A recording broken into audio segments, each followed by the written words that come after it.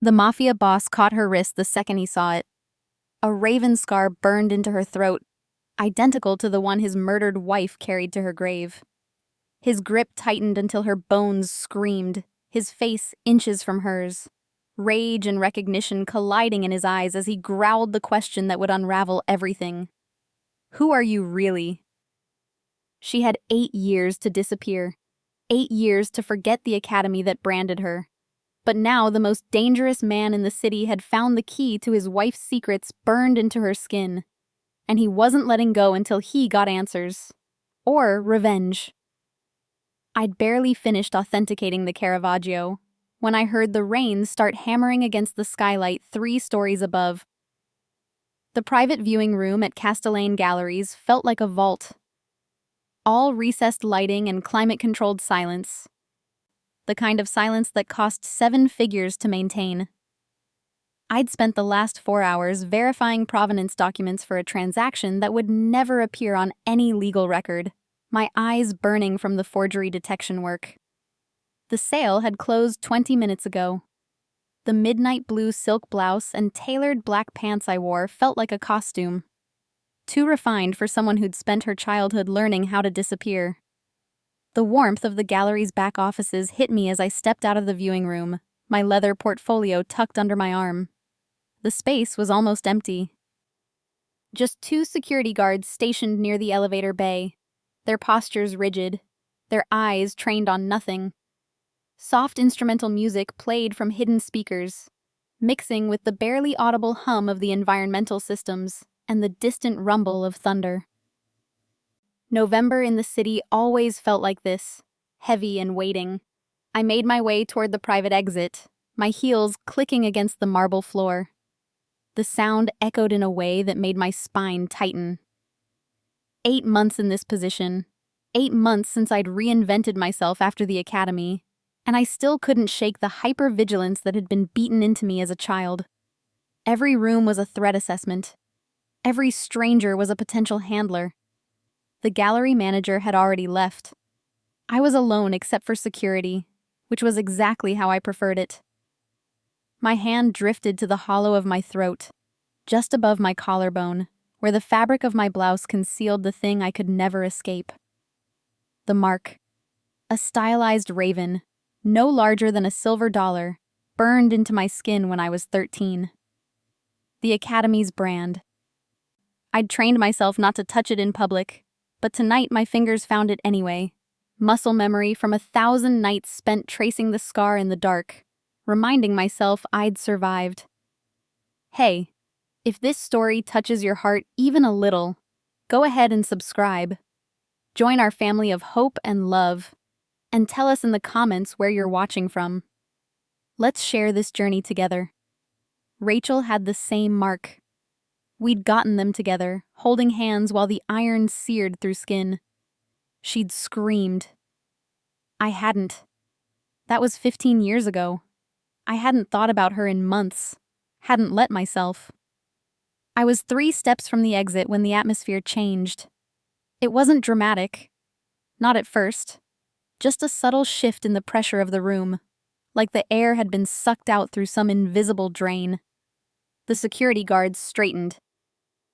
Their casual alertness replaced with something razor-sharp, almost military. One of them touched his earpiece, his jaw tightening. The instrumental music seemed to fade, though I knew that was impossible. Then I heard the elevator doors open behind me. Footsteps. Multiple sets. Heavy, deliberate, moving with the kind of synchronized precision that spoke of training. Professional. Dangerous. I didn't turn around. Every instinct I'd honed at the academy screamed at me to keep walking, to disappear through the exit before whatever was coming reached me. But my body betrayed me.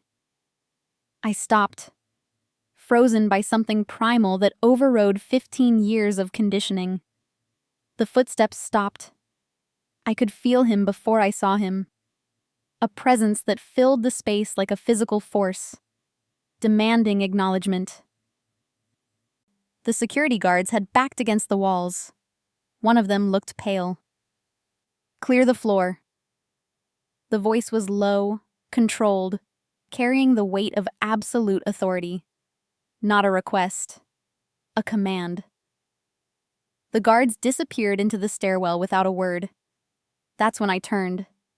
3 men stood 15 feet away, but only one mattered.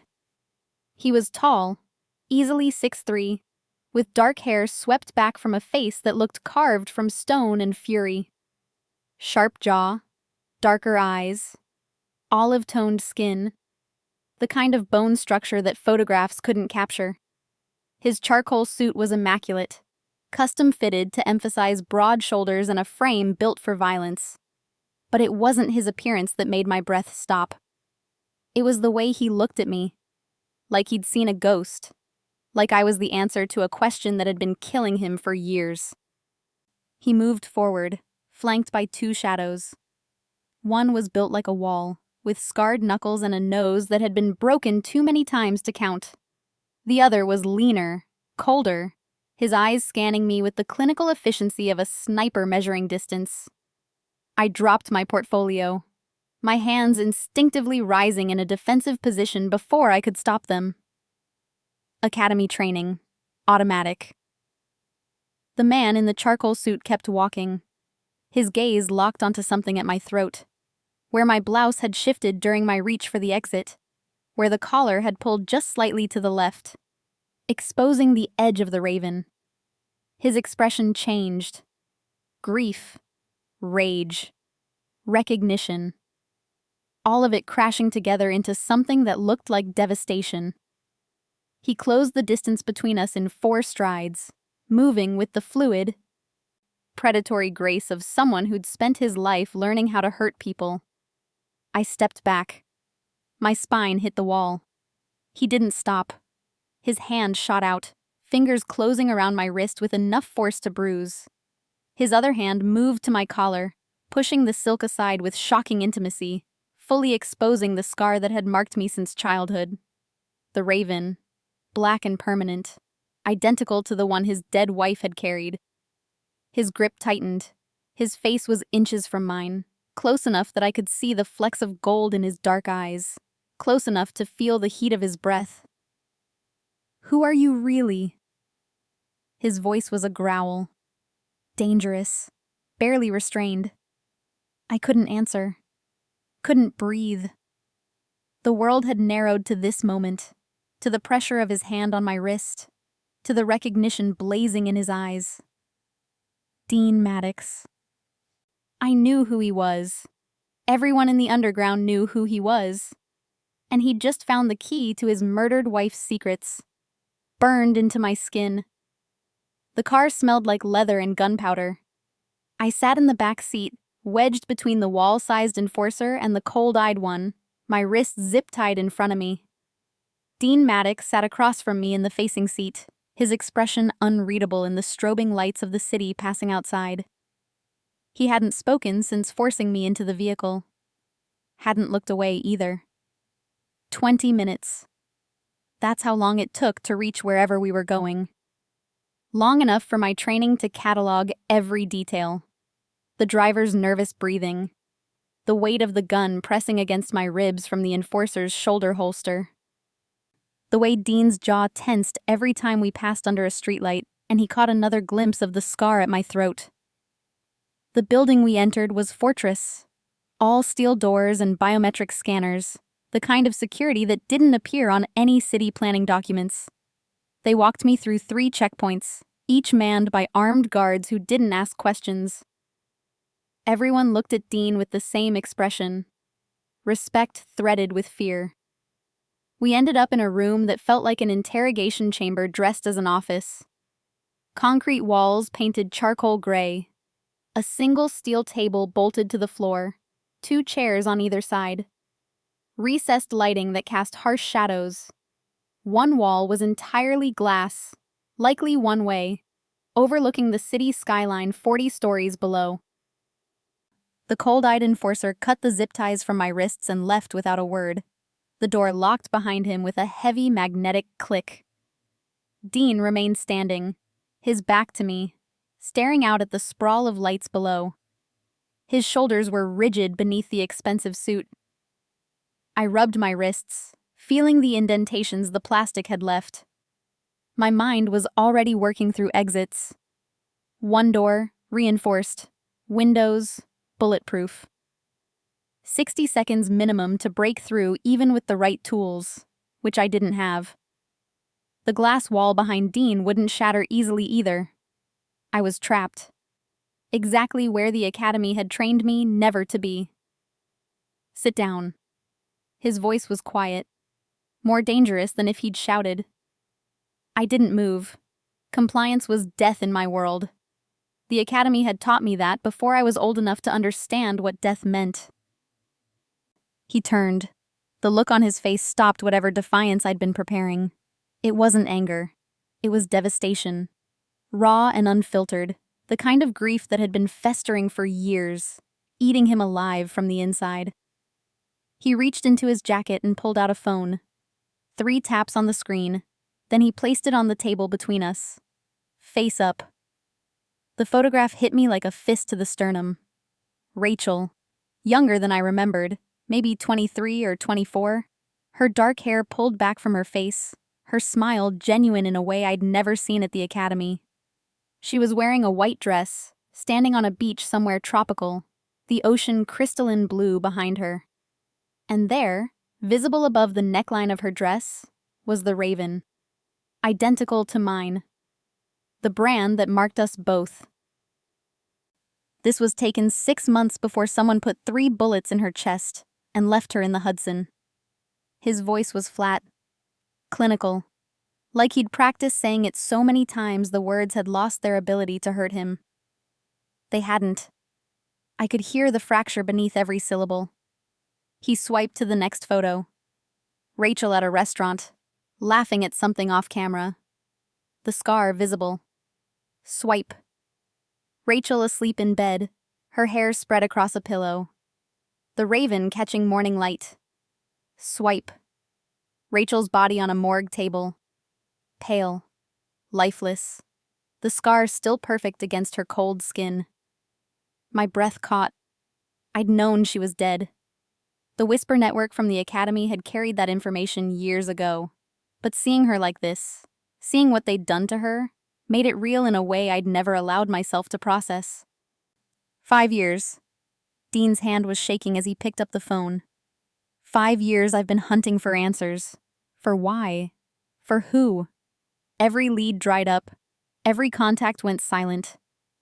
It was like she never existed before I met her. No records, no history, nothing. He looked up at me, and the intensity in his eyes made me want to retreat. Until tonight, until I saw that mark on your throat.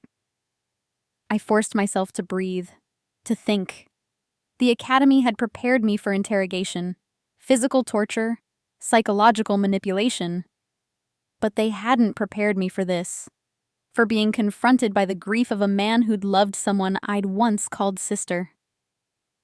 I need you to talk, he said, his voice dropping to something almost pleading. I need you to tell me what that scar means, where it came from, why Rachel had it, who killed her. He took a step closer, his presence overwhelming in the confined space. And I need you to tell me who the hell you are. The silence stretched between us, heavy with 5 years of his unanswered questions and 15 years of my buried trauma. I met his eyes, saw the desperation there, the rage, the need for closure that had probably consumed every waking moment since Rachel's death. The academy's first rule echoed in my head. Never reveal the organization. Never confirm its existence. Never trust anyone with the truth. But Rachel was dead. And if the academy had killed her, then the rules no longer applied. The scar is a brand, I said, my voice rough from not speaking. It's the mark of an organization called the Academy, an elite boarding school that doesn't appear in any database, any government record, any official document. I touched my throat, feeling the raised tissue beneath my fingers. They take children, orphans mostly, kids no one will miss, and they train them. Train them for what? His expression had shifted. Still devastated, but now threaded with something sharper. Focus. Corporate espionage, asset acquisition, infiltration, assassination. The words felt like confessing to murder. In a way, they were. We were taught languages, combat, psychological manipulation, cryptography. How to pass as anyone, anywhere. How to disappear. How to kill without leaving evidence. I swallowed against the tightness in my throat. Rachel and I were in the same cohort. We went through the training together for 8 years. Dean's jaw clenched. Rachel was an assassin? No. I shook my head. She was being groomed for asset management, strategic placement. They were training her to marry into power, to become someone's wife, someone's trusted partner, so she could feed information back to the organization. The implication hung in the air between us, ugly and undeniable. His face went white. She married me because they told her to. I don't know, I said, and it was the truth. I haven't had contact with the academy in 8 years. I ran, disappeared, built a new identity. Rachel and I made a blood oath when we were 17. We swore we'd get out, that we'd leave the life behind. I looked at the photo of her corpse still visible on his phone. I kept my promise. She didn't. Why? The word was barely a whisper. I don't know that either. But if they killed her, it's because she became a liability. Because she was investigating them, trying to expose them. I leaned forward, holding his gaze. The academy doesn't forgive betrayal, and they don't leave loose ends. Dean stared at me for a long moment, his expression unreadable. Then he pulled out the chair across from me and sat down, his movements controlled despite the chaos I could see raging behind his eyes. You're going to tell me everything, he said. Every detail about this academy, every person you remember, every location, every operation. His voice was steel. And then you're going to help me destroy every single person responsible for putting my wife in the ground. It wasn't a request. It wasn't even a threat. It was a promise that my carefully constructed life of invisibility had just ended. And standing in that room, looking at the grief-stricken face of the most dangerous man in the city, I realized I'd been waiting for this moment since the day I ran. The academy had taken everything from both of us. Now it was time to take everything from them. The manor sat on 12 acres in Westchester, hidden behind walls that could stop a tank and gates that required 3 separate security clearances to open. Dean's fortress. I'd been here for 36 hours, and I'd already mapped every exit, every window, every blind spot in the camera system. Old habits. The academy had drilled escape planning into us before we learned algebra. The room they'd given me was on the 3rd floor, East Wing, luxurious in the way that money could buy, but not create. King-sized bed with silk sheets, marble bathroom, a walk-in closet filled with clothes in exactly my size, which meant Dean had people who were efficient and thorough. The window overlooked the grounds, reinforced glass that would take sustained force to break. The door locked from the outside, a gilded cage. I stood at the window in the pre-dawn darkness, wearing the black leggings and fitted tank top I'd found in the dresser, watching the security patrol make their rounds. 2 guards, German shepherds, rotating every 45 minutes like clockwork. Professional, but predictable. The academy had taught me that predictability was a weakness. 3 floors up, 12-foot drop to the portico roof below, then another 15 feet to the ground. Manageable. The east wall had minimal camera coverage between 2 and 3 a.m. A blind spot that lasted exactly 7 minutes during the guard rotation change. I had 4 minutes left. My hands were steady as I wedged the heavy brass lamp base against the window frame, using the leverage to pop the lock mechanism. Not breaking, just persuading. The window slid open with barely a whisper, letting in the October cold that bit through the thin fabric of my clothes. I didn't hesitate. Hesitation got you killed. I slipped through the window, my fingers finding purchase on the stone ledge, my body weight shifting smoothly as I lowered myself down. The portico roof was exactly where I'd calculated, my feet landing silent against the slate tiles. I moved across the surface in a crouch, every muscle memory from 1,000 training exercises guiding my movements. The drop to the ground was higher than I'd estimated from above. 18 feet, maybe 20. I hung from the edge, let my body go loose, and dropped. The impact jarred through my ankles, my knees, but I rolled with it, dispersing the force across my shoulder and back the way I'd been taught. I was up and running before my body registered the pain. The tree line was 60 yards away. Cover. Darkness. Freedom. My breath came fast but controlled, my legs eating up the distance across the manicured lawn. 40 yards. 30. 20. I heard the dogs before I saw them. The snarl came from my left, low and guttural, the kind of sound that triggered every primal fear response in the human brain. I pivoted, saw the German Shepherd launching toward me, 80 pounds of trained aggression moving faster than I could process. Academy training overrode panic.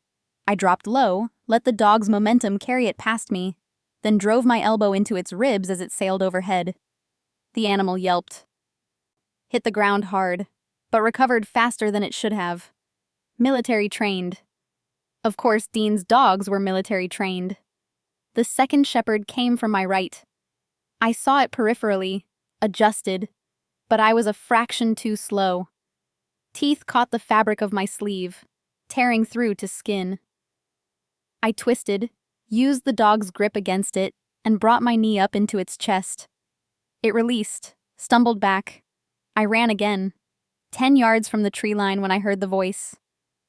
"Stop running, Helena." Dean. I didn't know how he'd gotten in front of me, didn't care. I angled left, changing trajectory, but he moved with predatory precision, cutting off my escape route.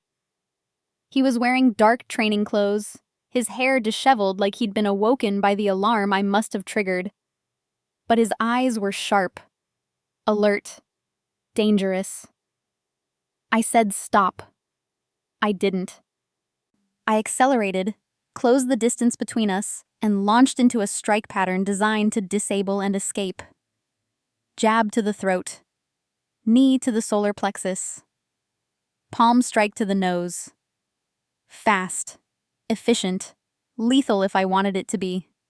He blocked the first strike, redirected the second, caught my wrist on the third. Then he moved. It was like fighting a storm.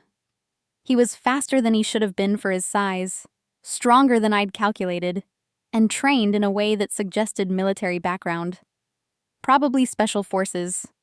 He deflected my attacks with minimal movement, reading my patterns, adapting to my speed. When I tried to sweep his legs, he shifted his weight, caught my ankle, and pulled. I hit the ground hard, the air knocked from my lungs. Before I could recover, he was on me. His weight pinning me down. His hands catching both my wrists and forcing them above my head. His body pressing mine into the cold, dew-soaked grass. I bucked, tried to throw him off, but he adjusted, his legs bracketing my hips, his grip unbreakable.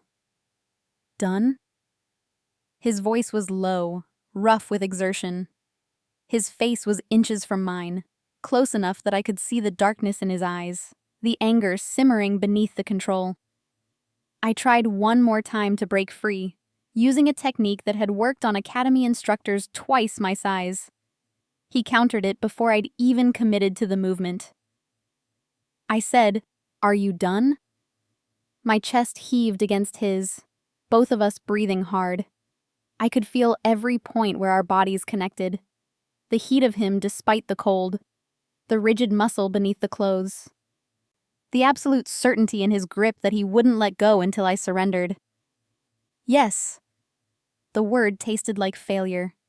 He didn't move, didn't release me, just stared down at me with an expression that was part fury, part something else I couldn't name. That was impressive, he said finally. The window lock, the timing, the drop. You almost made it. Almost doesn't count. No, it doesn't. His grip on my wrists tightened fractionally. You're fast, well-trained, better than most of my men. He leaned closer, his breath warm against my face. But you're not leaving. Not until Rachel's killers are dead. So you can try this again tomorrow night or the night after, and I'll stop you every single time. Or you can accept that for now, this is where you stay. I wanted to spit in his face. Wanted to tell him I didn't take orders, didn't accept captivity, didn't bend to anyone's will. But the weight of him against me, the certainty in his voice, the fact that he'd read my escape attempt like a book, made the defiance die in my throat. You can't keep me here forever. I don't need forever. I just need long enough to find the people who murdered my wife. His eyes searched mine, looking for something I wasn't sure I could give. You said you and Rachel made an oath that you'd leave the academy behind. She's dead because she tried to keep that promise. The least you can do is help me make the people responsible pay for it. Guilt, sharp and unexpected. He was weaponizing Rachel's memory, and damn him, it was working. Let me up. He studied me for another long moment, then released my wrists and pushed himself to his feet in one fluid movement. He extended a hand down to me. I ignored it, rolling to my feet on my own, my body already cataloging the bruises I'd have tomorrow.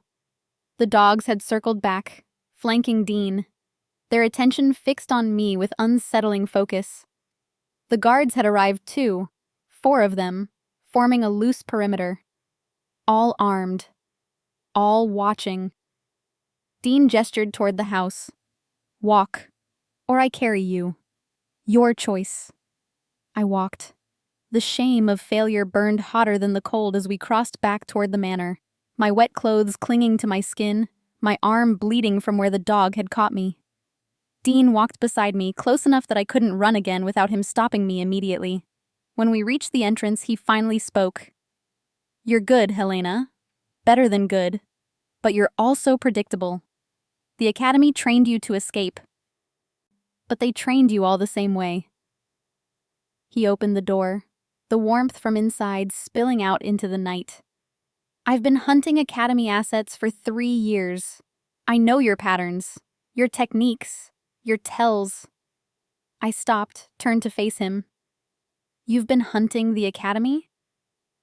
Since the day I realized Rachel was more than she pretended to be. His expression was hard, unforgiving. I've found 12 of their operatives. 8 are dead. 4 are in rooms very similar to yours. The implications settled over me like ice water. I wasn't the first academy asset Dean Maddox had captured. And from the look in his eyes, I wouldn't be the last. Get cleaned up, he said, his voice returning to that dangerous quiet. We have work to do in the morning. And Helena? He waited until I met his gaze.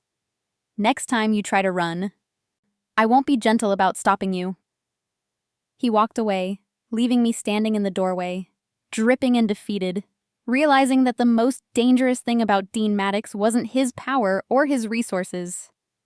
It was that he understood exactly what I was, and he knew how to break people like me. I didn't sleep. The hot shower had washed away the grass stains and blood, but it couldn't touch the humiliation burning beneath my skin. I sat on the edge of the bed in fresh clothes, a black long-sleeve shirt and dark jeans, while the medic Dean had sent wrapped the dog bite on my arm with clinical efficiency. He didn't ask questions, didn't make eye contact, just did his job and left, locking the door behind him. The sun rose over the grounds, painting the room in shades of amber and gold that felt obscene given the circumstances. I traced the bandage on my arm, feeling the throb of torn tissue beneath, and forced myself to accept the reality. I was trapped. For now. The lock clicked at 7 a.m. exactly. Dean entered without knocking, carrying a leather messenger bag that looked expensive and well used. He'd changed into a charcoal sweater and dark pants, his hair still damp from a shower. He looked rested. I hated him for it. "Breakfast is downstairs," he said, his tone neutral. Professional. Like last night's confrontation hadn't happened. "But we're working here first." "I'm not hungry." "I don't care. You need to eat. But after this..." He set the bag on the table near the window and began pulling out files. Thick manila folders, USB drives, a tablet. Years of research spread across the surface like evidence at a crime scene. I stayed on the bed, watching him work. "What is this?" "Rachel's investigation." He didn't look up, just continued organizing the materials with meticulous care. "She spent 2 years gathering this before she was killed. I've spent 3 more years trying to decode it." Despite myself, I stood, moved closer. The pull of information about Rachel was stronger than my desire to maintain distance. The first file he opened contained photographs. Surveillance shots of men and women in business attire, entering and exiting corporate buildings, high-end restaurants, political fundraisers. Each photo was annotated in neat handwriting. Dates, locations, names followed by question marks. She was tracking them, I said quietly, recognizing the methodology. Academy assets in the field. That's what I thought too. But look at this. He pulled out another folder. This one containing financial records. Shell corporations. Wire transfers. Offshore accounts. She wasn't just tracking them. She was mapping the entire network, following the money from assets back to handlers, handlers to regional directors, directors to something bigger. I leaned over the table, my fingers itching to touch the documents, but not quite daring. The scope of what Rachel had uncovered was staggering. Dozens of assets, hundreds of transactions, a web that stretched across continents. She was going to expose them, I whispered. Yes. Dean pulled out the tablet, swiped through screens until he found what he wanted. But there's more. She encrypted most of it. Military-grade cryptography that my best people haven't been able to crack. He handed me the tablet. Until now. The screen showed a document. Text, but scrambled. Meaningless strings of characters that should have been impenetrable. Except they weren't. Not to me. "This is Academy cipher," I said, my pulse quickening. "Advanced level. They taught us this in year 6. I looked up at Dean, saw the intensity in his gaze. "You've had this for 3 years and couldn't decode it?" "I had the pieces, but I didn't have the key." He moved closer, close enough that I could smell the faint scent of his cologne. Cedar and something darker. "You're the key, Helena. You have the same training, the same education. You can read what Rachel was trying to tell me." My hand trembled slightly as I took the tablet. The Academy had drilled these ciphers into us through repetition and punishment. Decode successfully. Earn food. Fail. Go hungry. I'd gotten very good at not going hungry. It took me 40 minutes to break the first document. My fingers flew across the tablet, translating the scrambled text into readable English. Years of conditioning overriding any hesitation. Dean watched in silence, his presence a constant weight at my shoulder. When the words finally appeared, clear and damning, I felt the air leave my lungs. "She knew," I breathed. "She knew what they were planning." Dean read over my shoulder, his body going rigid. "What am I looking at?" Phase 4. My voice sounded distant, disconnected. "It's the Academy's endgame. They've spent 40 years placing assets in positions of power, corporate leadership, political office, intelligence agencies, media, banking. I scrolled through the decoded text, each revelation worse than the last. They're not just gathering intelligence anymore. They're preparing to activate, to use every asset simultaneously to manipulate markets, elections, policy decisions, complete systemic control. When? I found the date buried in the text. 18 months from now, maybe less. I looked up at him, saw my own horror reflected in his expression. Rachel discovered this 2 years before she died. She was trying to stop it. Dean's jaw clenched. And they killed her for it. They had to. She was going to blow the entire operation. I set the tablet down, my hands steadier now. The Academy doesn't just eliminate traitors. They erase them. No body, no investigation, no loose ends. I touched the scar at my throat. She should have disappeared completely. The fact that you found her body at all means they wanted you to. Why? To send a message. To anyone else who might be thinking about betraying them. I met his gaze. They left her where you'd find her because they wanted you to know she was theirs first. Before she was your wife, she belonged to them. The rage that flashed across Dean's face was volcanic, barely contained. He turned away, his hands bracing against the table, his shoulders tight with tension. Tell me about her. About Rachel before I knew her. The request surprised me.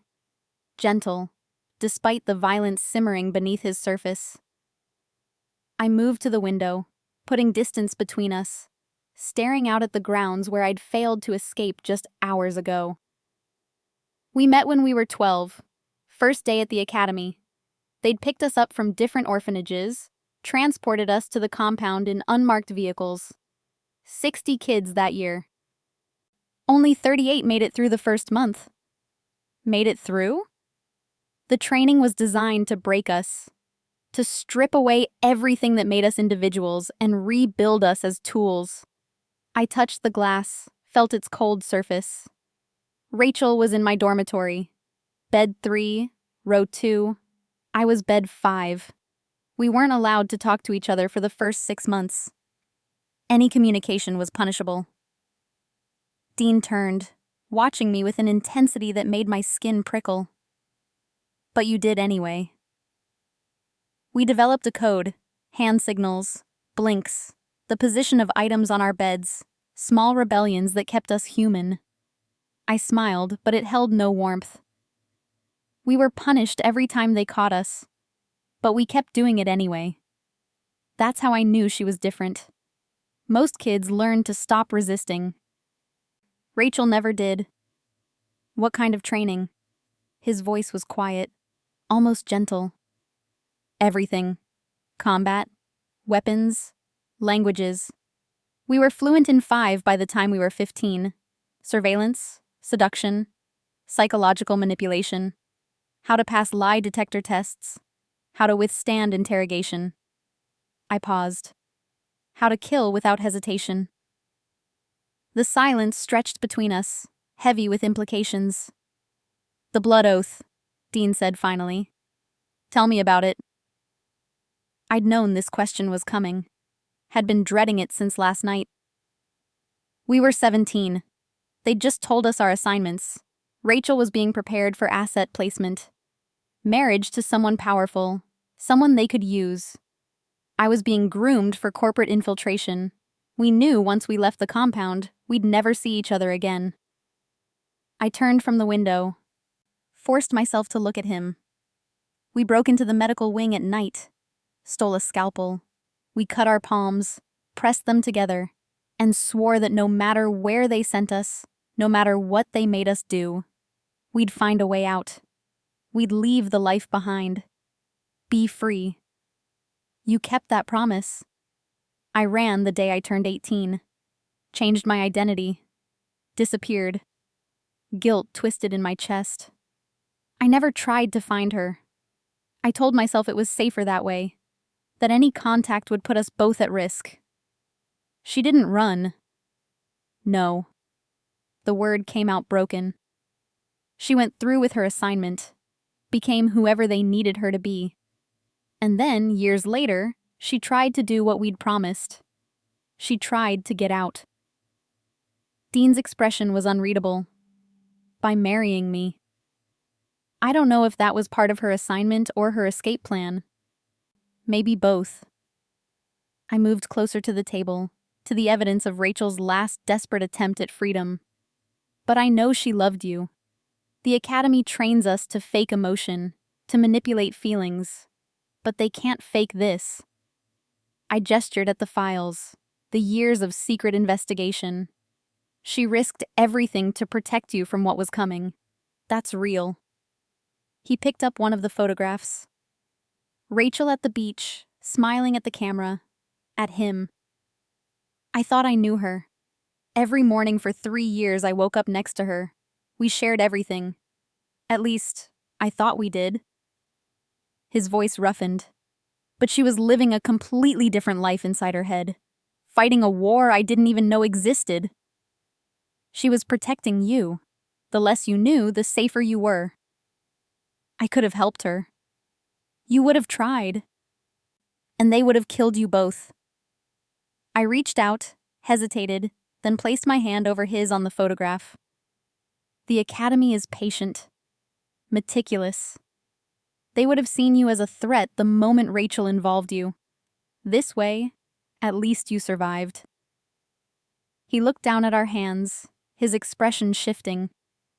You knew her better than I did. You understood parts of her I never got to see. I knew the Rachel they tried to create.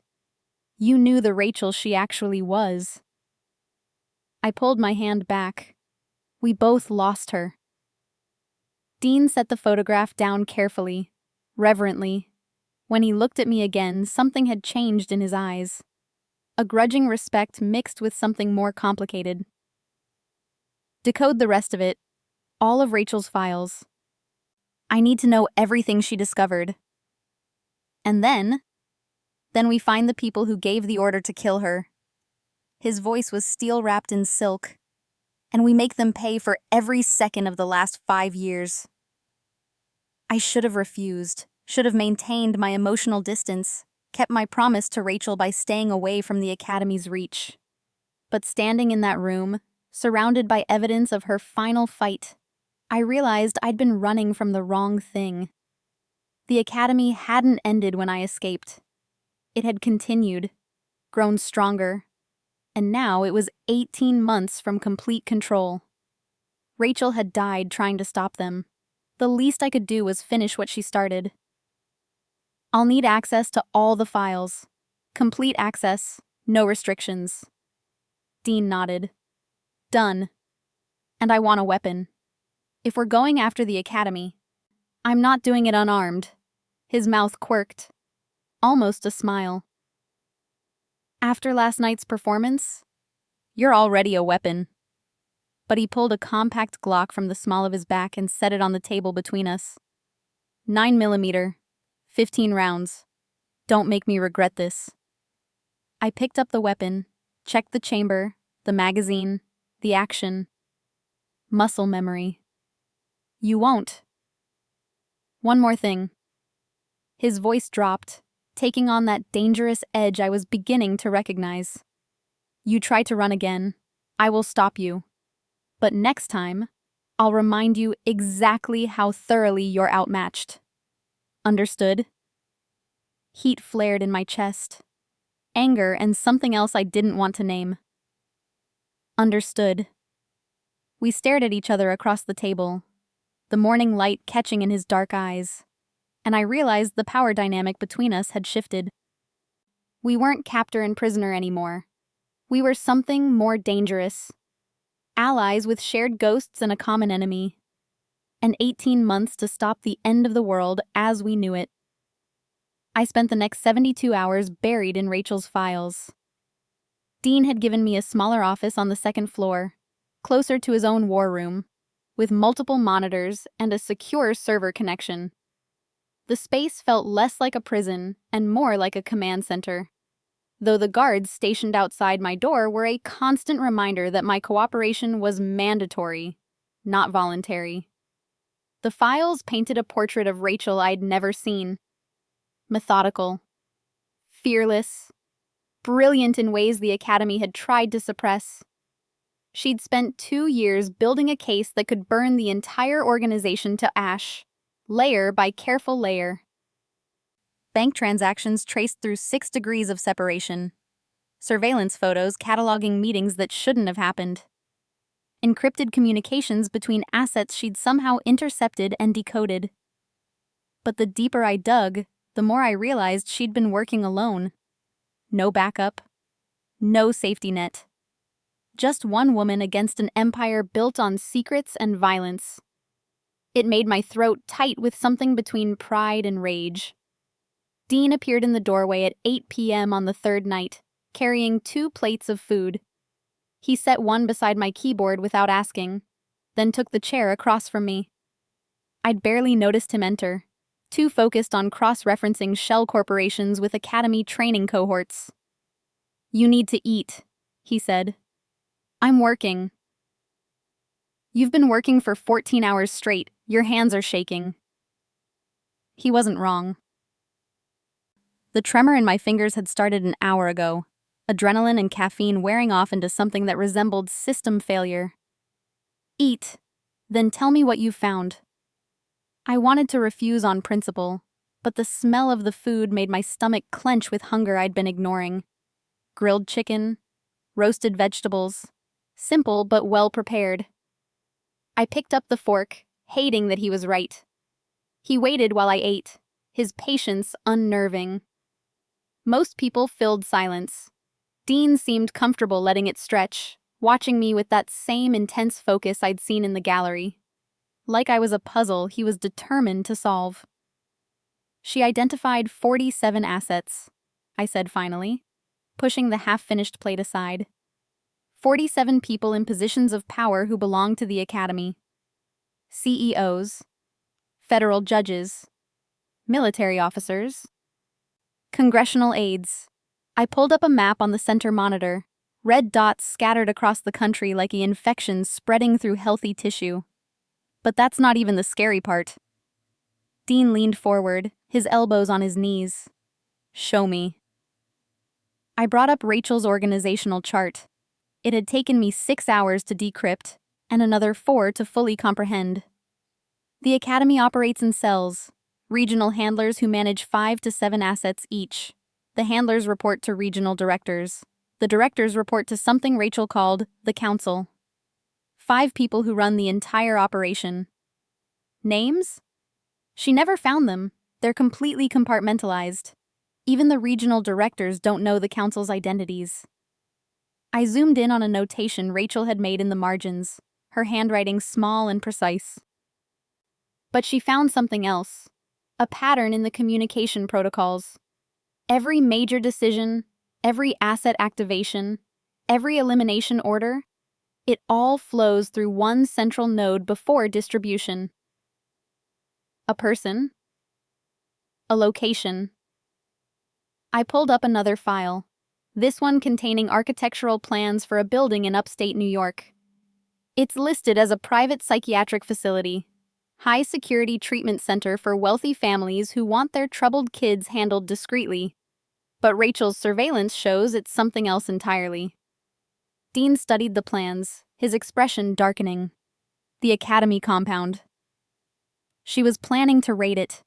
Take the servers, expose the operation, bring everything into the light. I met his gaze. 3 weeks before she was killed, she made contact with an FBI field agent. Someone she thought she could trust. The silence that followed was glacial. "The agent sold her out," Dean said, his voice flat with certainty. Rachel's notes indicate the agent went dark 48 hours after their meeting. No communication, no follow-up, nothing. I brought up the final file, the one that had made my blood run cold when I'd decrypted it. Rachel's last entry was dated 2 days before her death. She wrote one sentence. They know. Contingency protocol active. Dean stood, began pacing the small office with barely contained energy. She knew they were coming for her. Why didn't she run? Because running meant abandoning everything she'd built. All the evidence. All the connections. I pulled up the photograph of Rachel on the beach, the one Dean had shown me that first night. She stayed because she thought she could still win. She thought if she could just get the files to the right people, expose the network before they could stop her, it would be worth the risk. It wasn't. The words came out harsh, unforgiving. No, it wasn't. I turned in my chair to face him directly. But she died trying to stop something that's still coming. Phase 4 isn't canceled just because she's gone. The Academy is still moving forward, still placing assets, still building toward whatever endgame they've planned.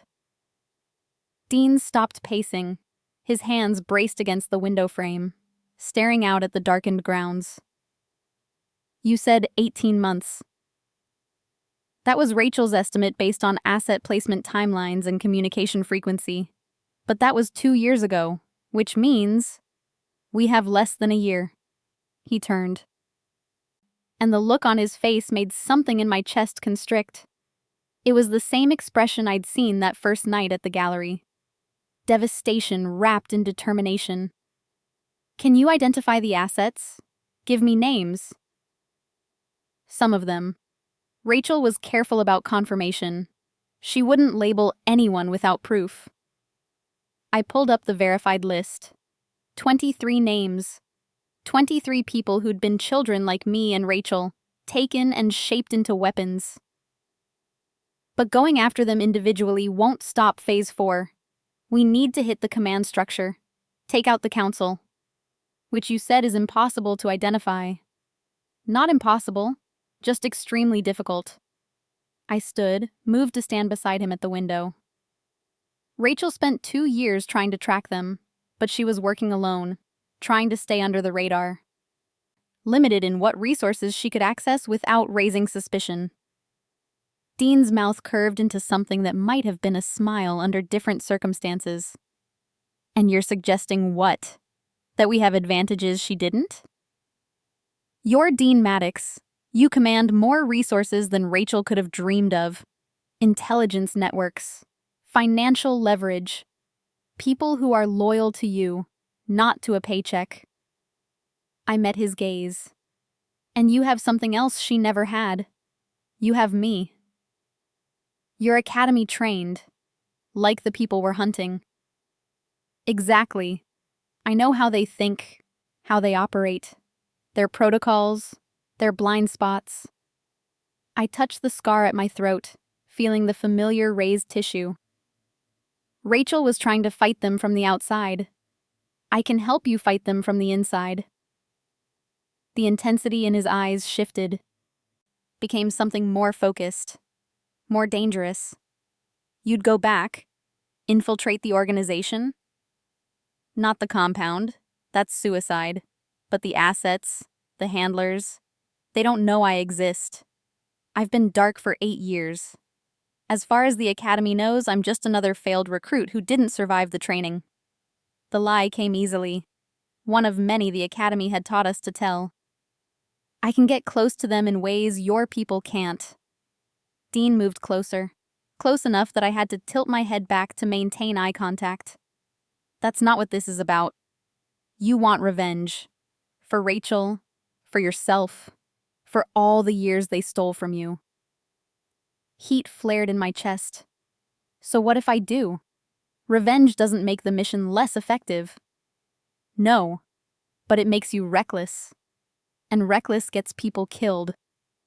His hand came up, fingers catching my chin, forcing me to hold his gaze. If we do this, if I let you anywhere near the Academy, you follow my orders. No improvisation, no heroics, no sacrificing yourself to settle old scores. I should have pulled away, should have reminded him that I didn't take orders, didn't bend to anyone's authority. But the warmth of his touch, the certainty in his voice, The way he looked at me like I mattered beyond my usefulness made the defiance die in my throat.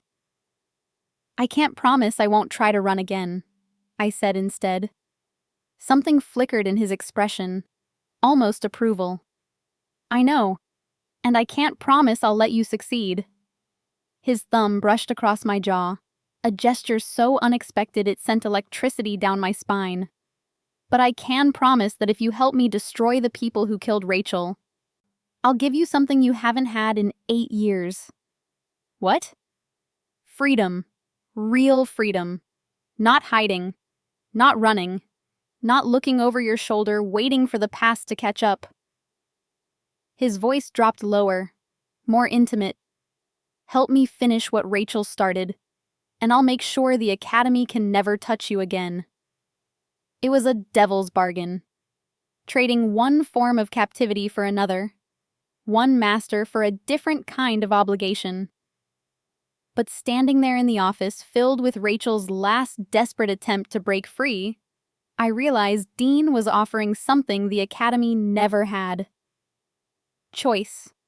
I could refuse, could maintain my isolation, my carefully constructed walls, could keep running until eventually they found me, because they always found you in the end. Or I could fight back. Could honor the blood oath Rachel and I had made when we were 17 and stupid and believed we could actually escape. "I have conditions," I said. His mouth curved. "Of course you do. I want full access to your intelligence network, everything you've gathered on the Academy, every contact, every lead." I stepped back, breaking the contact between us, needing distance to think clearly. "And I want your word that when this is over, you let me go. No strings, no obligations, no debt." "Agreed, on one condition of my own." I waited. "You stop treating me like the enemy. I'm not the Academy. I'm not trying to control you or break you or use you." His expression softened fractionally. "I'm trying to avenge my wife. And I think you're trying to save the sister you lost. That makes us allies." The word hung between us. Fragile and terrifying. "Allies," I repeated, testing the shape of it. "Partners, if you prefer. People who trust each other to watch their backs." He extended his hand, formal despite the intimacy of the moment. "Do we have a deal?" I looked at his hand, then at his face, seeing the grief that still haunted him, the determination that drove him, the dangerous intelligence that had let him capture me in the first place. He was everything the Academy had trained me to avoid: powerful, connected, capable of destroying me if I gave him the chance. But he was also the only person in 8 years who'd looked at me and seen something beyond the weapon the Academy had tried to create. I took his hand. "Deal." His fingers closed around mine, warm and sure, and I felt something shift in the space between us. An acknowledgement that we were walking into darkness together, that neither of us might survive what was coming, but at least we wouldn't face it alone. When he released my hand, the absence of his touch felt like loss. "Get some rest," he said, moving toward the door. "Tomorrow we start planning. And Helena?" He looked back at me, his expression unreadable. "Thank you for helping me understand who Rachel really was." He left before I could respond, the door closing with a soft click that sounded too much like finality.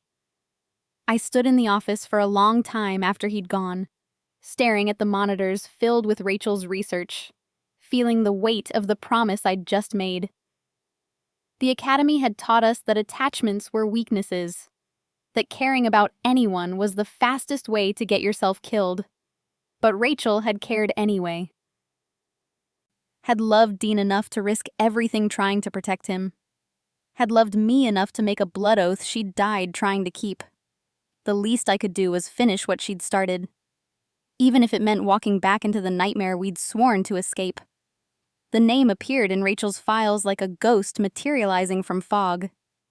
Senator Marcus Westfield, 3-term congressman from Virginia. decorated military veteran, chairman of the Senate Intelligence Committee. His photograph showed a man in his late 50s with silver hair and the kind of practiced smile that came from decades of lying to cameras. Rachel had flagged him with a single word in red ink: counsel. I found the notation at 2 a.m., 5 days into my deep dive through her research. Dean was in his office down the hall, probably still awake like me. Both of us running on coffee and momentum. I stood, my body stiff from hours in the chair, and walked to his door without bothering to knock. He looked up from his own stack of files, his expression shifting from concentration to alert focus the moment he saw my face. "You found something." I set the tablet on his desk, the senator's photograph filling the screen. Rachel believed Westfield was one of the 5 council members. She'd been tracking his communications for 8 months before she died. Look at the pattern. Dean leaned forward, studying the timeline I'd pulled up. Encrypted messages sent from Westfield's private server to unknown recipients. Always on the 15th of each month. Always at exactly 3 a.m. The content was locked behind military-grade encryption that even Rachel hadn't fully cracked. But the metadata told its own story. "He's giving orders," Dean said quietly. "This isn't intelligence sharing. This is command structure." Rachel's last communication wasn't to an FBI agent. I pulled up the final entry, the one I'd originally misread. It was to Westfield. She was trying to flip him, to convince him to turn on the academy in exchange for immunity. Dean's jaw tightened. That's what got her killed. Maybe. Or maybe he agreed and someone found out. I scrolled through Rachel's notes, finding the passage I'd marked. Her last entry says, "Contingency protocol active." That's academy terminology for when an asset is compromised. If Westfield reported her approach to the council, they would have activated elimination protocols immediately. Or Westfield killed her himself to protect his position. The rage in Dean's voice was barely controlled. Either way, he knows who ordered her death. He might be the one who gave the order. I met his gaze, saw the same cold calculation I'd learned at the academy. Then we make him talk. He's a sitting senator. I can't just grab him off the street. No, but we can make him come to us. I pulled up Westfield's schedule, publicly available information that Rachel had been tracking obsessively. He has a private residence in the Hamptons, minimal security. He goes there every month for what his office calls constituency meetings. Really, it's where he meets with people who don't want to be seen in D.C. Dean's expression shifted, becoming predatory. "When's his next visit?" 3 days, Friday night through Sunday morning. I enlarged the architectural plans Rachel had somehow acquired. The property backs onto the ocean, limited approach routes, but also limited escape routes. You're suggesting we break into a senator's home and interrogate him. I'm suggesting we do exactly what Rachel tried to do. Make him an offer. Immunity in exchange for information about the council. I set the tablet down. The difference is we won't trust him to keep his word. We'll have leverage. What kind of leverage? I smiled, feeling the academy training kick in like muscle memory. Rachel documented 8 years of his communications with the academy, enough to destroy his career and put him in federal prison for treason. We offer him a choice. Help us, or we release everything. Dean stood, moved to the window, his body language tense. If he agrees, the council will know we're coming. They'll activate their assets, disappear the evidence, go to ground. If he refuses, we're no worse off than we are now, and we'll have confirmation that he's involved. I moved to stand beside him. This is the best lead we have, the only direct connection to the council that Rachel found in 2 years. He turned to face me, close enough that I could see the exhaustion in his eyes, the weight of 5 years spent hunting ghosts. This could be a trap. The academy might know we have Rachel's files. They could be expecting us to make exactly this move. It's possible. I wouldn't lie to him about the risks. But the Academy's strength is patience. They're used to operating in shadows, moving slowly, waiting years for plans to mature.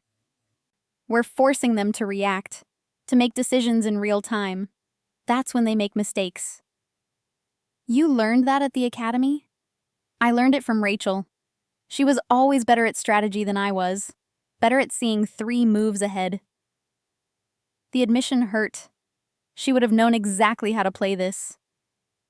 Dean's hand came up, fingers brushing the scar at my throat through the fabric of my shirt. The gesture was becoming familiar, though no less electric. She also got killed trying to play it. I won't let that happen to you. The words landed harder than they should have. I wasn't used to people caring whether I lived or died. The Academy had trained that vulnerability out of us early. I'm not Rachel. I know what I'm walking into. Do you? His voice dropped lower. Because from where I'm standing, you're about to suggest something reckless that puts you directly in the line of fire. Someone has to approach him. Someone he won't immediately see as a threat. I held his gaze. Someone who can speak his language, who understands the Academy's protocols, and can convince him we're legitimate. You want to go in alone. I want to go in first. You and your team can set up a perimeter, cut off his escape routes, provide backup if things go wrong. I placed my hand over his, feeling the warmth of his skin. But the initial contact needs to be me. He'll talk to a former Academy asset. He won't talk to you. Dean's fingers tightened on my throat, not painfully, but possessively. If this goes wrong, then you'll have your revenge anyway, because I'll kill him before they kill me. The promise was easy to make. I'd been prepared to die since I was 13 years old. It was living that scared me. He studied my face for a long moment, and I saw the war playing out behind his eyes. The need for vengeance versus the growing reluctance to put me at risk. When he finally spoke, his voice was rough. We do this together. You make contact, but I'm close enough to intervene if necessary. And if at any point I think you're in danger, we extract. Immediately. No arguments. Deal. His hand slid from my throat to cut my face, his thumb brushing across my cheekbone in a gesture that felt too intimate for allies. You're starting to trust me. I'm starting to believe you won't get me killed. Not quite the same thing, but closer than I'd gotten with anyone in 8 years. His mouth curved slightly. Progress. He released me, stepping back to maintain professional distance. Get some sleep. We have 3 days to plan this, and I want every contingency mapped out. If Westfield is counsel, he'll have resources we can't anticipate. I nodded, moving toward the door, then paused. Dean, what will you do if we find out he ordered Rachel's death? The silence stretched for 3 heartbeats. When he answered, his voice was utterly calm, utterly certain. I'll kill him. Slowly enough that he has time to regret every second of the last 5 years. I should have been disturbed by the cold promise in those words. Instead, I felt something settle in my chest. Something that felt dangerously like satisfaction. Good. The Hamptons' house sat like a monument to old money and political power. White columns, manicured lawns that stretched down to private beach access. Security that looked minimal, but was probably more sophisticated than it appeared.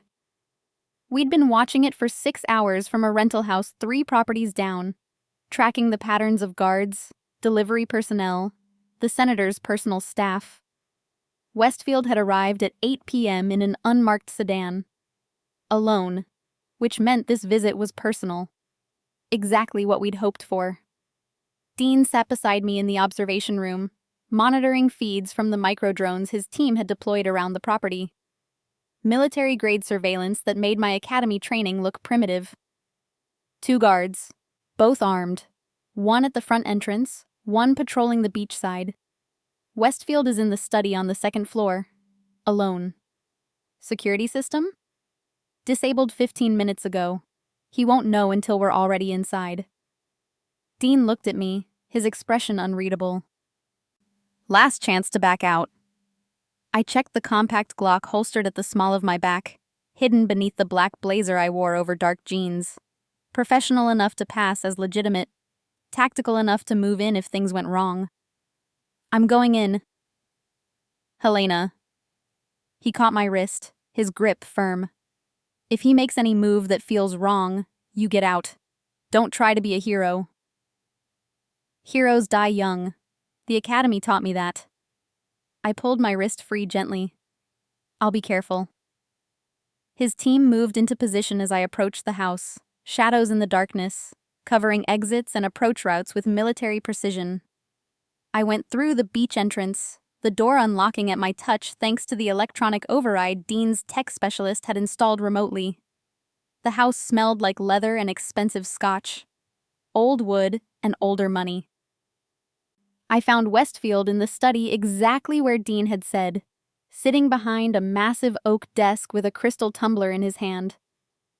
He looked up as I entered, his expression shifting from surprise to recognition to something colder in the space of 2 heartbeats. Helena Vasquez. He used my real name, the one I'd left behind 8 years ago. I wondered if you'd survived. Ice flooded my veins. You know who I am. Of course. I reviewed your file personally when you went dark. Promising candidate, advanced combat scores, exceptional language acquisition.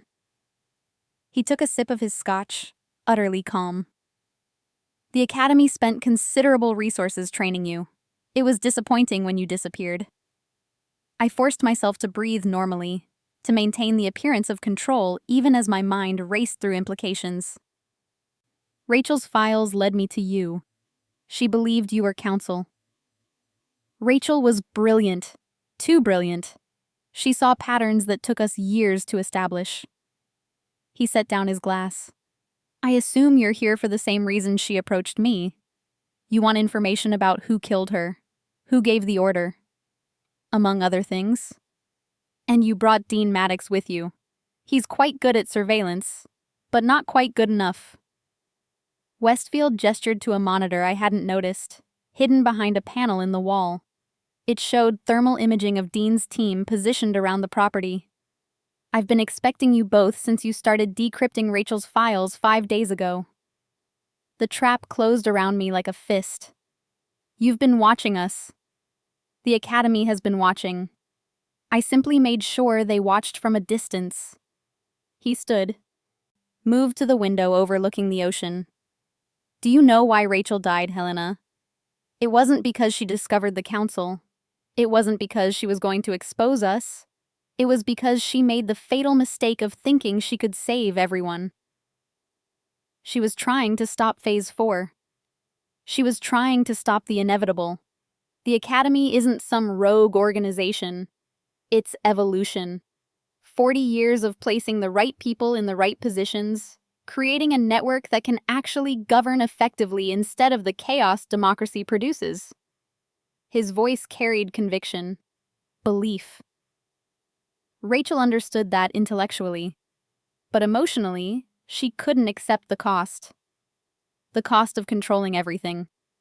I moved my hand slowly toward my weapon. The cost of eliminating anyone who threatens your power.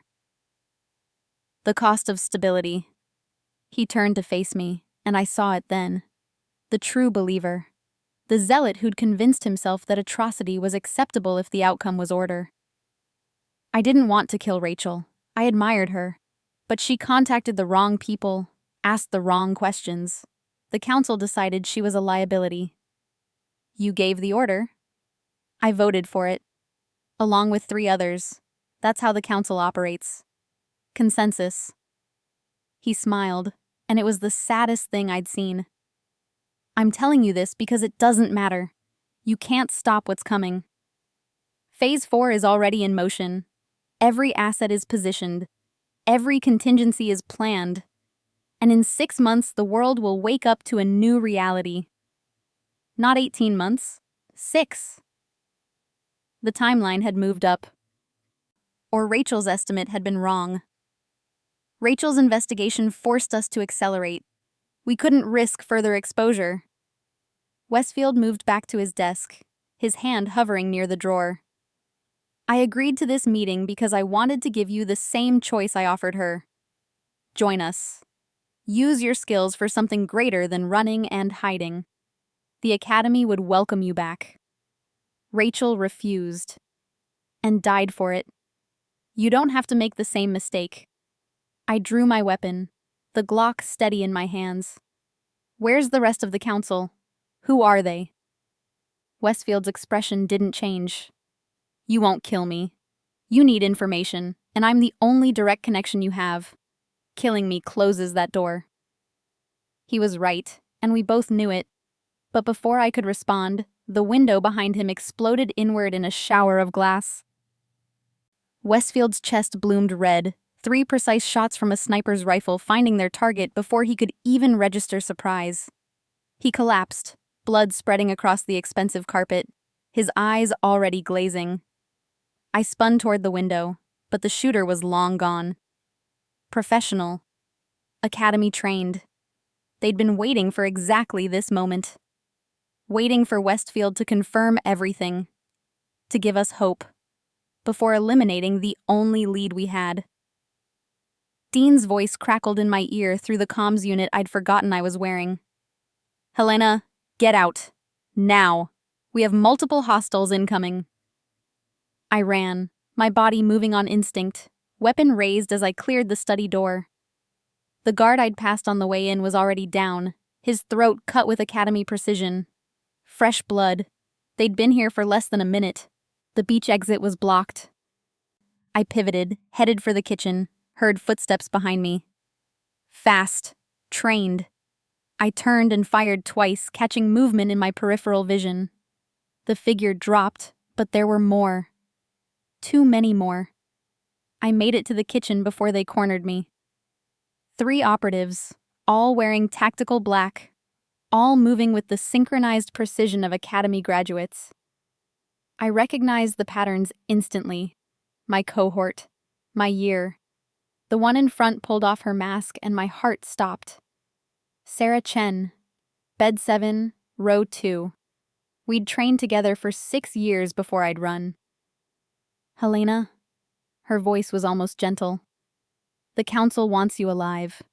Don't make this difficult. I raised my weapon, knowing I wouldn't shoot her, knowing she knew it too. The explosion came from the front of the house. Dean's team breaching in a controlled detonation that shook the walls. Sarah's eyes flicked toward the sound for a fraction of a second. I ran, not toward the exits, but up. The stairs to the 2nd floor, to the roof access I'd spotted in the architectural plans. Behind me, I heard Dean's voice shouting orders, heard the controlled chaos of his team engaging the Academy operatives. The roof was wind and darkness and the sound of the ocean below. I sprinted across the tiles, looking for the edge, for the jump to the next house that might give me an escape route. Dean appeared from the roof access behind me, his weapon drawn, blood on his shirt that might or might not be his own. This way.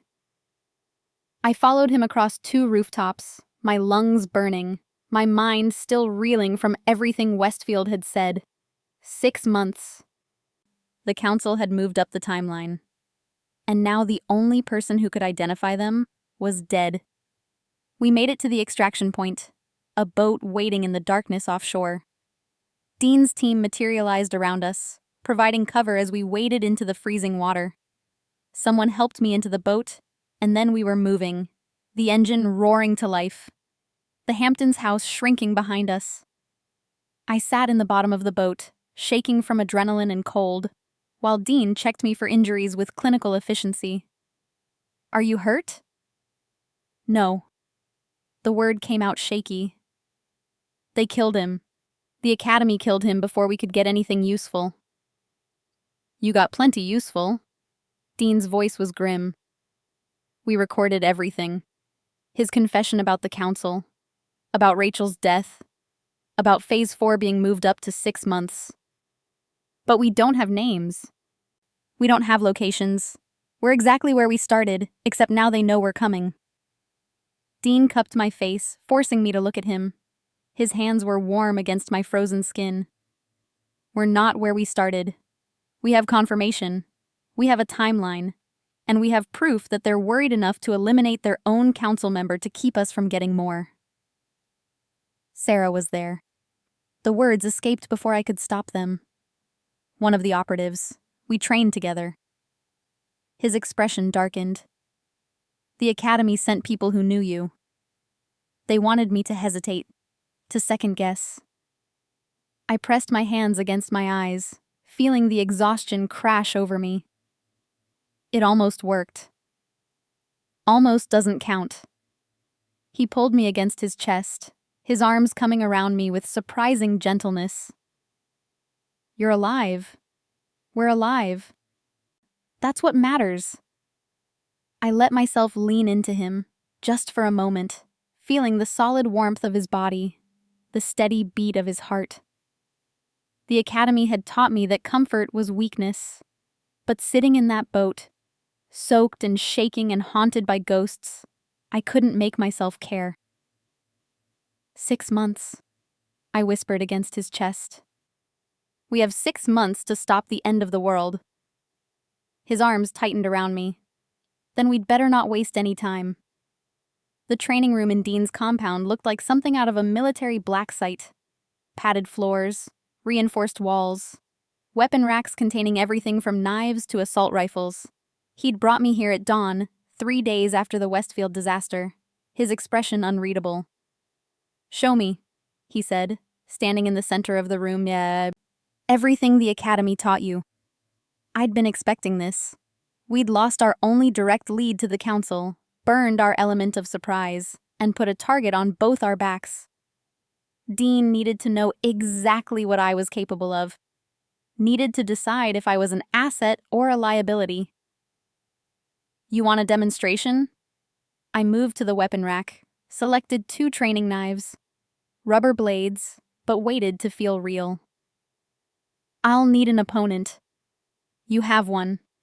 He shrugged off his jacket, rolled up his sleeves. The casual movement revealed forearms corded with muscle, and several scars that spoke of violence survived. Come at me like I'm an academy target. Full speed. Don't hold back. I should have warned him. Should have explained that academy training wasn't designed for sparring. It was designed to kill efficiently and move on. But the challenge in his eyes made my blood heat with something that wasn't entirely professional. I attacked. The first strike was a feint toward his throat. The second, a real attempt to hamstring his leg. He blocked both, but barely, his eyes widening fractionally at my speed. I flowed into the next sequence, using momentum and angles the way I'd been taught, targeting nerve clusters and joints with surgical precision. He adapted faster than I expected, caught my wrist on the 4th strike, twisted to redirect my energy, forced me to roll or have my shoulder dislocated. I rolled, came up with the knife reversed, drove toward his kidney. He caught that too, but this time I was ready. I used his grip as an anchor, swung my body weight up and around, legs wrapping around his neck in a move designed to break vertebrae. He grabbed my thighs, held me suspended for a heartbeat, then slammed me down onto the mat hard enough to knock the air from my lungs. I kept the knife, pressed it against his femoral artery as he pinned me down, both of us breathing hard. You're dead, I said. So are you. He showed me his own training knife, positioned against my ribs at an angle that would have punctured my lung. We kill each other. That's not winning. The academy doesn't teach winning. It teaches completion of mission regardless of personal cost. I pressed the knife harder, felt his pulse jump beneath the rubber blade. If my mission was to eliminate you, mission accomplished. Something shifted in his expression, respect mixed with something darker. Again. But this time, survive. We went 7 more rounds. Each time, I killed him. Each time, he killed me. By the end, we were both soaked with sweat, marked with bruises that would bloom purple by tomorrow, and I could see the growing frustration in his eyes. "You fight like you're already dead," he said, not releasing me from where he had me pinned against the wall, his forearm across my throat. Not enough pressure to choke, but enough to control. Like survival isn't part of the equation. It wasn't. At the academy, we were taught that the mission was everything. If dying completed the objective, you died. I met his gaze, saw him really understanding for the first time what Rachel had been, what I was. We weren't trained to be soldiers. We were trained to be ammunition. His jaw clenched. The pressure on my throat increased fractionally. Rachel died because she thought like that. Because she valued the mission over her own life. Rachel died because she was trying to save yours. The words came out sharp, angry.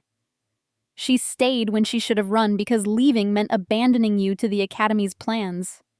She chose you over survival, and it got her killed. His hand moved from my throat to cut my face, the gesture achingly gentle after the violence of the last hour. Is that what you think? That caring about someone is a death sentence? I think the Academy was right about one thing.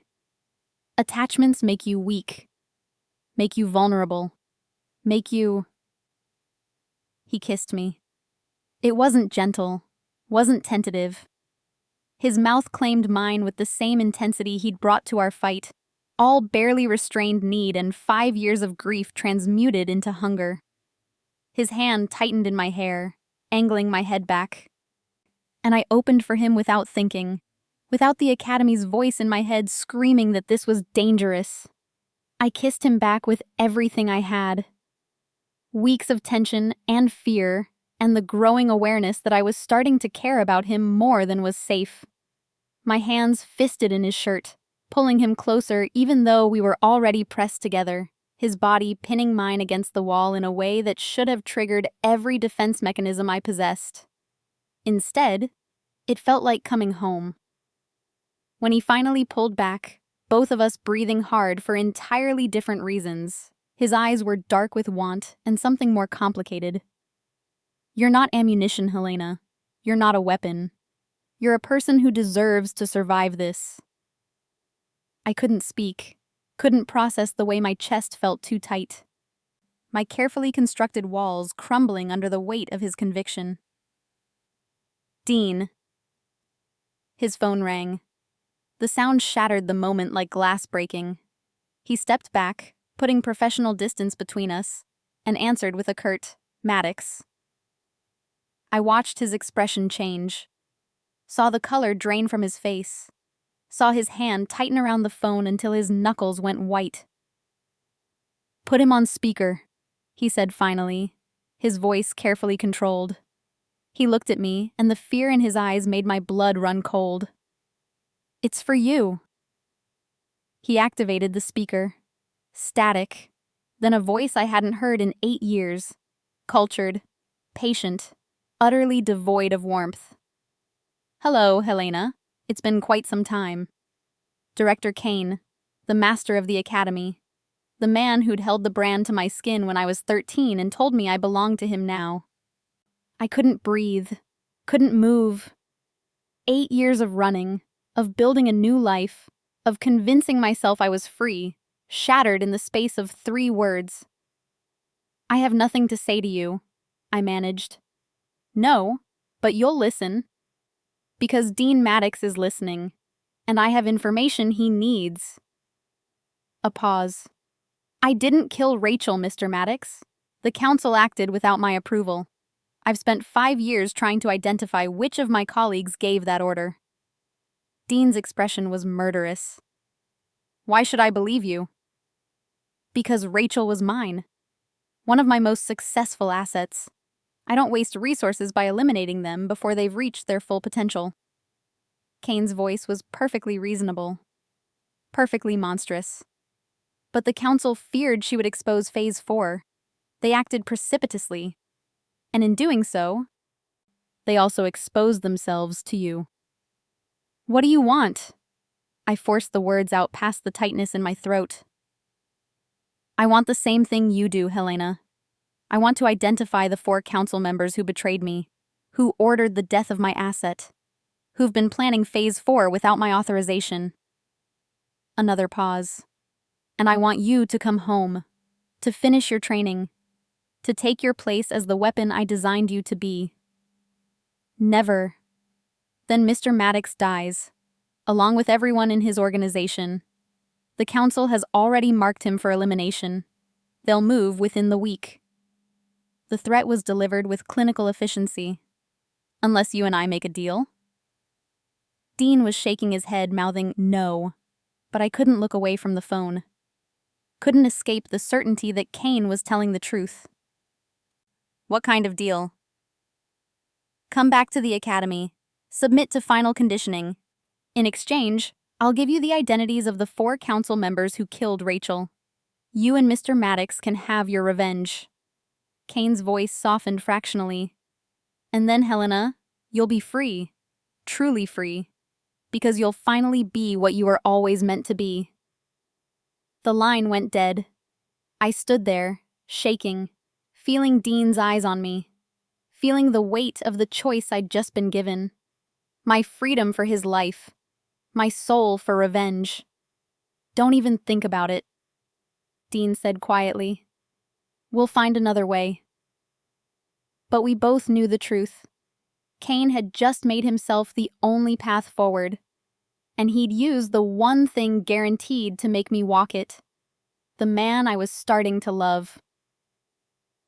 The academy compound sat in the Adirondacks like a cancer hidden in healthy tissue. From the outside, it looked exactly as advertised. A private psychiatric facility with high walls and discreet security. But the architectural plans Dean's team had acquired showed the truth. 60,000 square feet of underground facilities. Training rooms. Dormitories. Interrogation chambers. And at the center, Kane's office. We'd been planning the infiltration for 72 hours. Every contingency mapped. Every exit calculated. Dean had wanted to bring his entire team, overwhelming force to burn the place to the ground. I'd convinced him otherwise. The Academy's defenses were designed to repel armies, but they weren't designed to stop someone who knew every blind spot, every security protocol, every weakness built into the system. They weren't designed to stop me. We approached at 3 a.m., the same time Kane's monthly communications went out. Maximum distraction. Dean and I moved through the woods surrounding the compound, both dressed in black tactical gear, faces painted to break up our features in the darkness. His team held position 2 miles out, ready to extract us or raze the compound if we failed. The service entrance, I whispered, pointing to a reinforced door barely visible beneath overgrown ivy.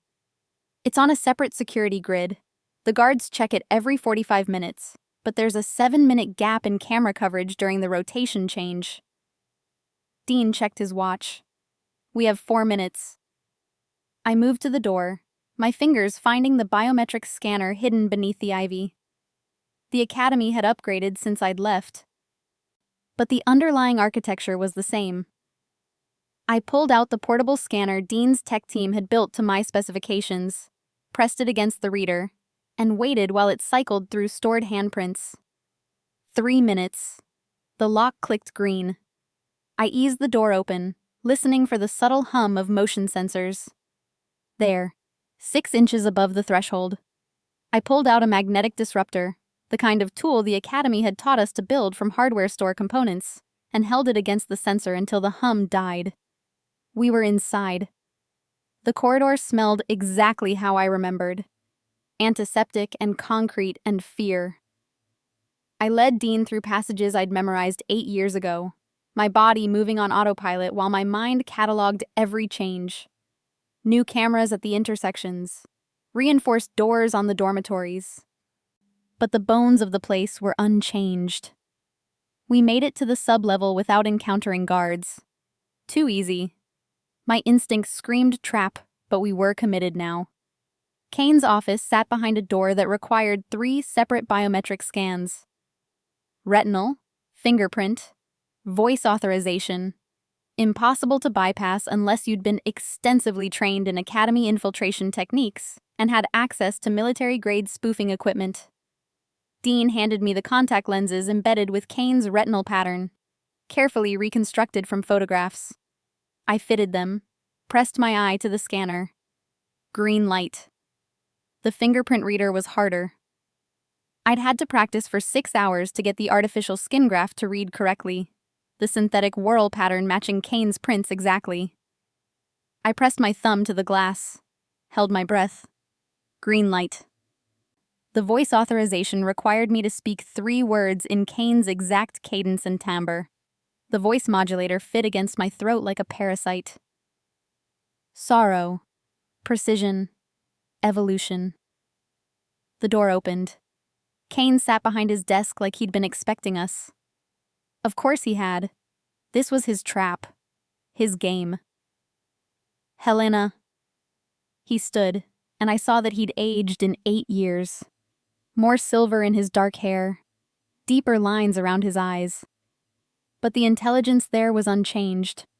Sharp, calculating, utterly certain of his control. Punctual as always. And you brought your lover. How romantic. Dean's weapon was already raised, trained on Kane's chest. Where are they? The council members who killed Rachel. Dead, actually. I eliminated them 3 days ago. Kane gestured to a tablet on his desk. You're welcome to verify. Senator Westfield was merely the first. The others met similar ends. Unfortunate accidents. Sudden illnesses. One rather spectacular car explosion. He smiled. I told you. I don't tolerate betrayal. You killed them because they were loose ends. I moved into the room, flanking Dean, my own weapon steady. Because we were getting close. Because Phase 4 was compromised. Phase 4 is cancelled. It was always too ambitious, too vulnerable to exposure. Kane's expression shifted, becoming almost paternal. But you, Helena, you're the real prize. 8 years of running. 8 years of wasted potential. And now you've walked right back into my hands. The door behind us sealed with a magnetic lock. The walls hummed with electronic shielding that would block any communication with Dean's team. The trap sprung. Dean fired. 3 shots. Center mass. Exactly where Kane's heart should be. The bullets hit ballistic glass that rose from the floor faster than I could track, creating a barrier between us and Kane. Did you really think I'd make it that easy? Kane's voice came through speakers now. Helena, you have a choice. Submit to final conditioning. Become what you are meant to be, or I release the gas currently flooding this room. You'll both be unconscious in 90 seconds, and when you wake up, you'll be in separate cells, and I'll spend the next year breaking you both. I could already smell it. Sweet, chemical, the same sedative they'd used on us as children when we resisted training. Dean grabbed my arm. The ventilation system. Can we shut it down? Not from here. I was already moving, pulling him toward the corner of the room where I remembered the manual override being located. But the panel was gone. Sealed over. Kane had anticipated everything. 60 seconds. My vision was starting to blur. Dean's grip on my arm was the only thing keeping me oriented. I'd built up some tolerance to the sedative during my years at the academy, but not enough. Not against this concentration. Helena. Dean's voice was distant, fading. The explosives. Use them. The breaching charges. We'd brought them as a last resort. Enough C4 to bring down the entire wing. But we were inside. Using them meant bringing tons of concrete down on our heads. 30 seconds. We'll die, I said, or tried to say. The words came out slurred. Better than his. Dean pressed the detonator into my hand. His eyes were barely focused, but the conviction in them was absolute. Together, on our terms. I looked at Kane through the ballistic glass, saw the certainty in his expression faltering. He hadn't expected this, hadn't planned for us to choose death over capture. The Academy's first mistake was teaching us we were disposable. Their second was believing we'd forgotten. I pressed the detonator. The world exploded into fire and sound and chaos. I felt Dean's arms around me, his body covering mine as the ceiling came down. Felt the impact of concrete and steel, and then... nothing. I woke up in a hospital. Clean white walls. The steady beep of monitors. Sunlight streaming through windows that weren't reinforced. Free windows. Dean sat in the chair beside my bed, his arm in a sling, his face bruised but alive. When he saw my eyes open, the relief that flooded his expression made my chest tight. "You're awake." His voice was rough. "Thank God. You've been out for 3 days." "Kane?" I managed. "Dead." The explosion brought down the entire central wing. His body was recovered from the rubble. Dean took my hand carefully, like I was made of glass. "The compound was raided by federal agents within hours. Your testimony about the Academy, combined with Rachel's files, gave them enough to move. They've arrested 47 assets so far. More coming." "Phase 4? Cancelled. Dismantled. Over." He leaned forward, pressed his forehead against mine. "We won, Helena. Rachel won." I felt tears slip down my cheeks for the first time in 8 years. Relief. Grief. The overwhelming exhaustion of carrying a war I'd been fighting since I was 13. "I thought we were going to die," I whispered. "We almost did. You took most of the blast. Internal bleeding, collapsed lung, fractured ribs." His hand tightened on mine. "But you're stubborn. Like Rachel. You refuse to let go." 6 months later, I stood in Dean's office overlooking the city, wearing the midnight blue silk blouse I'd worn the night he'd found me.